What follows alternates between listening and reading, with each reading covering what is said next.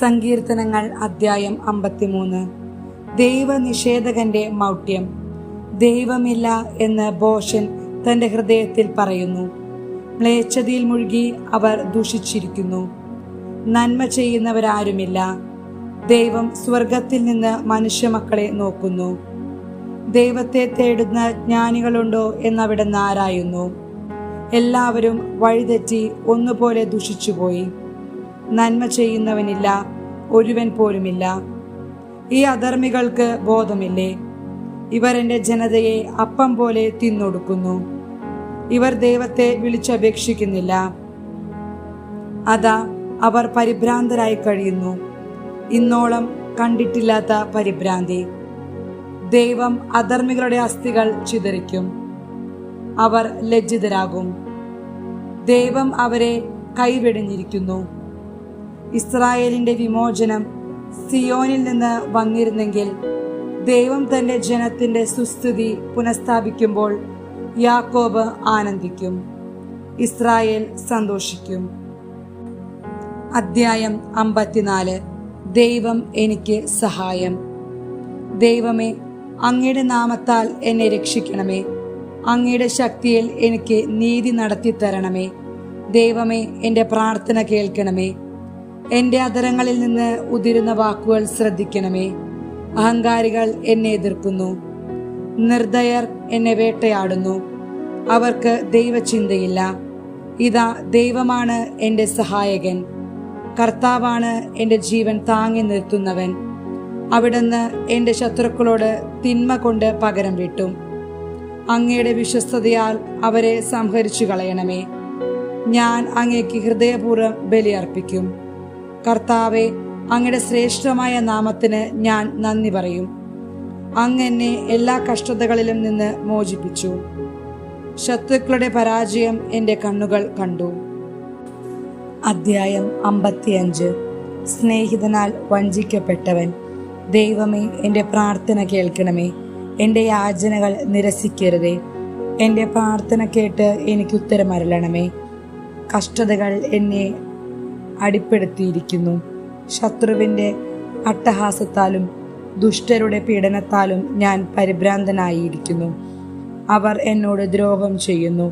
കോപത്തോടെ എനിക്കെതിരെ ശത്രുത പുലർത്തുന്നു. എൻ്റെ ഹൃദയം വേദന കൊണ്ട് പിടയുന്നു. മരണഭീതി എൻ്റെ മേൽ നിബദിച്ചിരിക്കുന്നു. ഭയവും വിറയലും എന്നെ പിടികൂടിയിരിക്കുന്നു. പരിഭ്രാന്തി എന്നെ ഗ്രസിച്ചിരിക്കുന്നു. ഞാൻ പറഞ്ഞു, പ്രാവിനെ പോലെ ചിറകുണ്ടായിരുന്നെങ്കിൽ ഞാൻ പറന്നുപോയി വിശ്രമിക്കുമായിരുന്നു. ഞാൻ വിദൂരങ്ങളിൽ ചുറ്റിത്തിരിയുമായിരുന്നു. വിജനതയിൽ ഞാൻ വസിക്കുമായിരുന്നു. കൊടുങ്കാറ്റിൽ നിന്നും ചുഴലിക്കാറ്റിൽ നിന്നും ബന്ധപ്പെട്ട് അകന്ന് സങ്കേതം തേടുമായിരുന്നു. കർത്താവെ, അവരുടെ ഉദ്യമങ്ങളെ പരാജയപ്പെടുത്തണമേ. അവരുടെ ഭാഷകളെ ഭിന്നിപ്പിക്കണമേ. നഗരത്തിൽ ഞാൻ അക്രമവും കലഹവും കാണുന്നു. രാവും പകലും അവർ അതിൻ്റെ മതിലുകളിൽ ചുറ്റി നടക്കുന്നു. അതിൻ്റെ ഉള്ളിൽ ഉപചാപങ്ങളും കുഴപ്പങ്ങളുമാണ്. അതിൻ്റെ മധ്യേ വിനാശം കുടികൊള്ളുന്നു. അതിൻ്റെ തെരുവുകളിൽ നിന്ന് മർദ്ദനവും വഞ്ചനയും വിട്ടുമാറുന്നില്ല. ശത്രുവല്ല എന്നെ നിന്ദിക്കുന്നത്. ആയിരുന്നെങ്കിൽ ഞാൻ സഹിക്കുമായിരുന്നു. എതിരാളിയല്ല എന്നോട് ധിക്കാരപൂർവ്വം പെരുമാറുന്നത്. ആയിരുന്നെങ്കിൽ ഞാൻ അവനിൽ നിന്ന് മറഞ്ഞിരിക്കുമായിരുന്നു. എന്നാൽ എൻ്റെ സഹചരനും ചങ്ങാതിയും ഉറ്റ സ്നേഹിതനുമായിരുന്ന നീ തന്നെയാണ് അത് ചെയ്തത്. നമ്മൾ ഉള്ളു തുറന്ന് സംസാരിക്കുമായിരുന്നു. നമ്മൾ ഒന്നിച്ച് ദേവാലയത്തിൽ കൂട്ടായ്മ ആചരിക്കുമായിരുന്നു. അവരെ മരണം പിടികൂടട്ടെ. ജീവനോടെ അവർ പാതാളത്തിൽ പതിക്കട്ടെ. അവരുടെ ഭവനത്തിൽ, അവരുടെ ഹൃദയത്തിൽ തിന്മ കുടികൊള്ളുന്നു. ഞാൻ ദൈവത്തെ വിളിച്ചപേക്ഷിക്കുന്നു. കർത്താവ് എന്നെ രക്ഷിക്കും.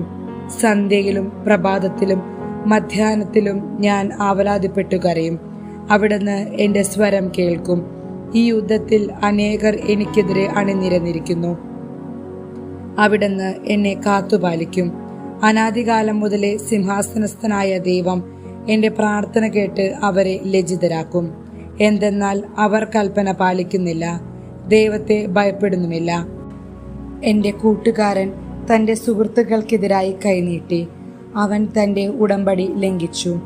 അവൻ്റെ സംസാരം വെണ്ണയേക്കാൾ മൃദുലമായിരുന്നു, പക്ഷേ അവൻ്റെ ഹൃദയത്തിലോ പടയൊരുക്കം. അവൻ്റെ വാക്കുകൾ എണ്ണയേക്കാൾ മയമുള്ളവ, എന്നാൽ അവ ഉറയൂരിയ വാളുകളായിരുന്നു. നിന്റെ ഭാരം കർത്താവിനെ ഏൽപ്പിക്കുക, അവിടുന്ന് നിന്നെ താങ്ങിക്കൊള്ളും. നീതിമാൻ കുലുങ്ങാൻ അവിടുന്ന് സമ്മതിക്കുകയില്ല. ദൈവമേ, അങ്ങ് അവരെ അത്യാഘാതത്തിലേക്ക് തള്ളി വീഴ്ത്തും. രക്തദാഹികളും വഞ്ചകരും ആയുസ്സിന്റെ പകുതി എത്തുകയില്ല. എന്നാൽ ഞാൻ അങ്ങയിൽ ആശ്രയിക്കും. അധ്യായം 56. ഞാൻ നിർഭയനായി ദൈവത്തിൽ ആശ്രയിക്കും. ദൈവമേ, എന്നോട് കരുണ തോന്നണമേ. മനുഷ്യർ എന്നെ ചവിട്ടി മെതിക്കുന്നു. ദിവസം മുഴുവനും ശത്രുക്കൾ എന്നെ പീഡിപ്പിക്കുന്നു. ദിവസം മുഴുവനും എൻ്റെ ശത്രുക്കൾ എന്നെ ചവിട്ടി മെതിക്കുന്നു. അനേകർ എന്നോട് ഗർവോടെ യുദ്ധം ചെയ്യുന്നു.